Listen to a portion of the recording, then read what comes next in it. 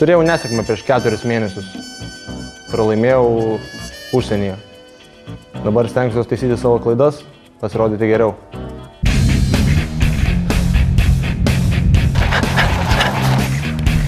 Ruošiuosi atsakingai, sportuoju 2 kartus per dieną, ryte krosas, vakare vakarinė treniruotė.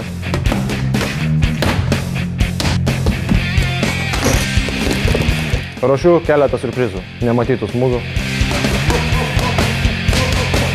Po anais metais vykusių rinkimų, 2013 metų geriausių sportininko, iškėliau savo tokius tikslus šiais metais būti pirmų numerių geriausių sportininkų.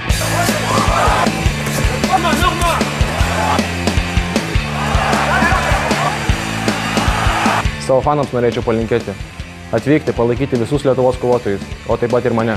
Matas Stebuliauskas, Lithuania.